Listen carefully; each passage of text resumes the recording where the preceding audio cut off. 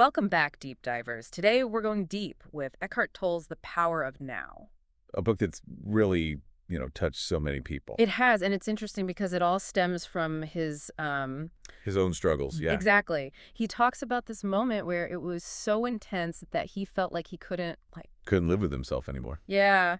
And then, that sort of launched him into this This incredible, kind of like a vortex of energy. yeah, a vortex of energy and mental stillness and all of that. And that's where this whole exploration of the power of the world, Yeah. that's where it all started. Yeah, and that's what this book is all about. It's like his roadmap for all of us. To find that same liberation. Exactly. So we're going to unpack some of that and see how it applies to, well, all of us. One of the big things is this idea that you are not your mind. Right. It's so easy to get caught up in that. It's like we're so identified with that constant stream of thoughts and Ooh, emotions. it's like we're just on autopilot.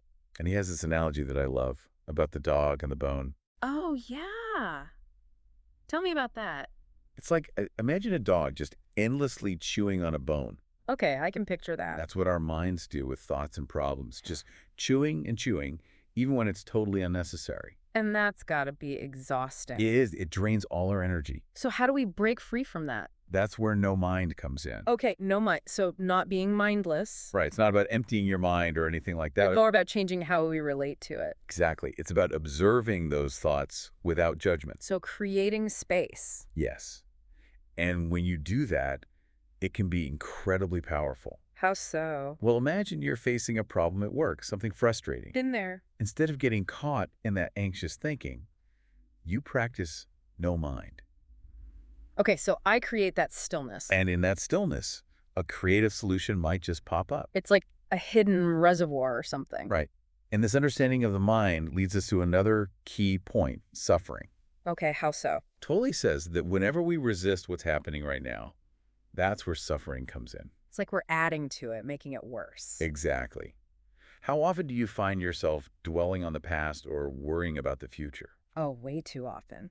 That dog in the bone, right? It's like my mind can't let go. And all that resistance, it creates this buildup of negative energy. Which he calls the pain body. The pain body, yeah. So what is that exactly? Basically, it's like this reservoir of all the pain from our past. All the hurts and traumas. Yeah, it can be dormant for a while, but then something triggers it.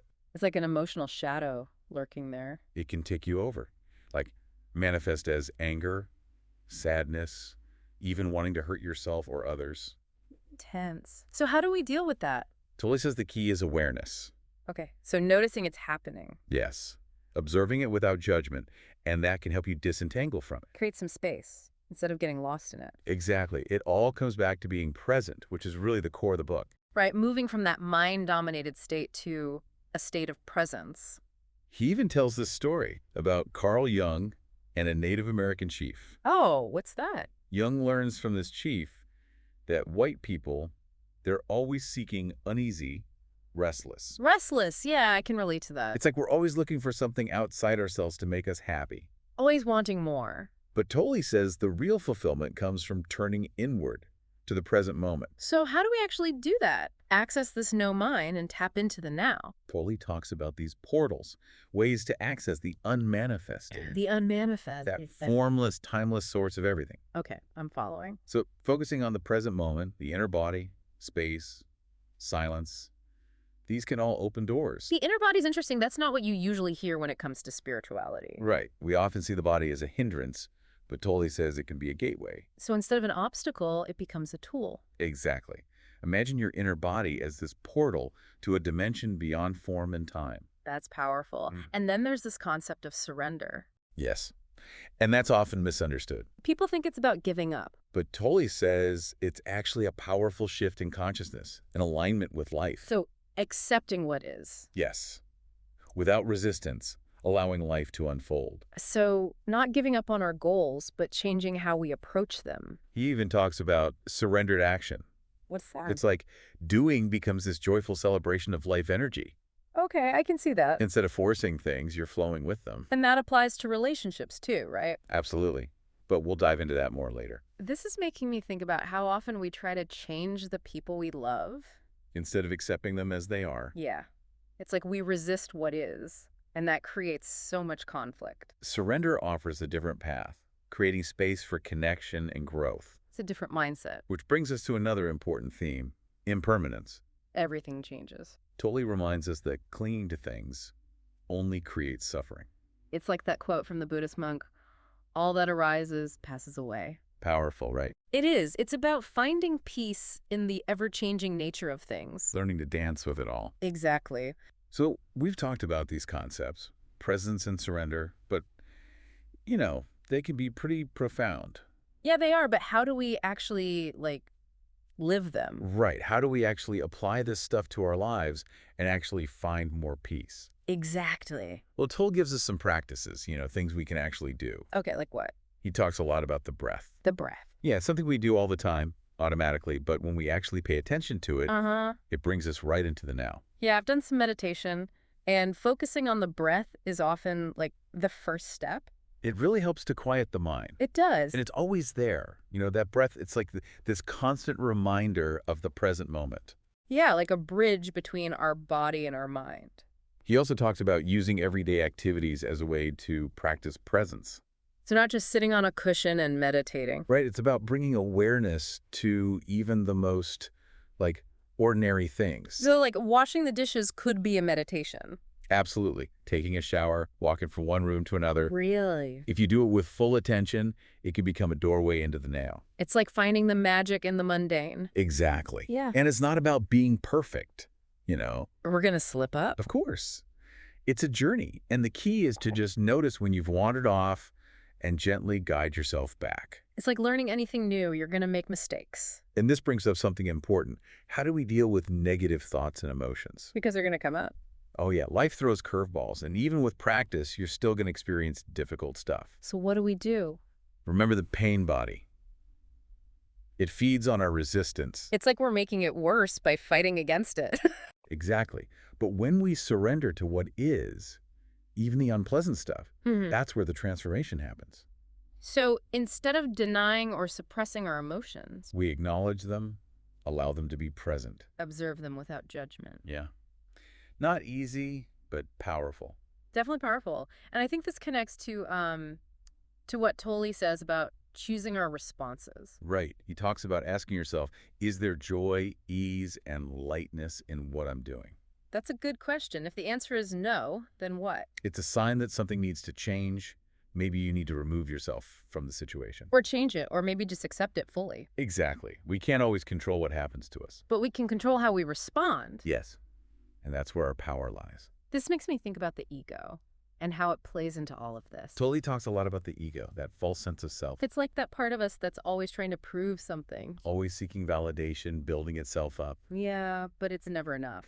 Right? The ego is always hungry for more. And it creates so much fear and separation. We build walls around ourselves thinking it will protect us. But it ends up isolating us. And Tolle says true happiness can't be found through the ego's pursuits. It's about transcending the ego and connecting with our true self. That sense of being. Moving from lack to abundance. Yes. And that means letting go of all those attachments. To possessions, status, all that. It's about realizing that true happiness comes from within. Which brings us back to those portals into the unmanifested. Right. We talked about the inner body. Yeah. What are some other ways to access that deeper dimension? Tolle talks about the cessation of thinking, which you can cultivate through meditation. Silencing the mind. Creating that stillness, opening up that space. It's so hard to find that stillness sometimes, but when you do, it's amazing. He also talks about connecting with nature. Oh, nature is so grounding for me. It reminds us that we're part of something much bigger. Exactly. And what about space? We talked about that earlier. Right. Becoming more aware of the space around us, the emptiness. Not just focusing on the objects and forms. Yeah, it's about expanding our awareness, and that can create a sense of spaciousness within. A sense of peace. This makes me think about death, actually. Death. It's not a fun topic, but Tolle says that becoming more aware of death, it can actually help us live more fully in the present. I guess it makes you realize that each moment is precious. He describes death as a portal into the unmanifested. So not an end, but a transformation. And that perspective can bring a lot of peace. Yeah, I can see that. Tolle really emphasizes that enlightenment isn't some far-off goal. It's about realizing that we already have everything we need. We just have to uncover it. And by practicing presence, surrendering to what is, accepting ourselves and others, we can awaken to that truth. and live with more awareness and purpose. This has been so insightful, so much to think about. There's one more piece we need to talk about, though. Yeah, what's that? Relationships. Relationships. Yeah, this is where things get really interesting. It does seem kind of counterintuitive, though, like relationships as a path to enlightenment. It's not about happiness in that traditional sense. So what's it about? Tolle says they're here to make us conscious. Okay, I can see that. Like those close relationships, they really bring stuff up, Yeah, they act like mirrors. reflecting back all our baggage. Exactly. Hmm. And it's so easy to blame our partner when that happens. Right, like it's their fault I'm feeling this way. But Tolle says we need to take responsibility for our own reactions. So even if someone triggers us, it's an opportunity to look within. To see what needs healing in ourselves. Yeah, I get that. And this connects to surrender, right? Surrender in relationships, yeah. What does that even mean? Like, do I just accept bad behavior? Not at all. It's about letting go of the need to control the other person, Okay, so accepting them for who they are, with all their flaws and imperfections. it's a big shift from judgment to acceptance. And that's not always easy. Definitely not.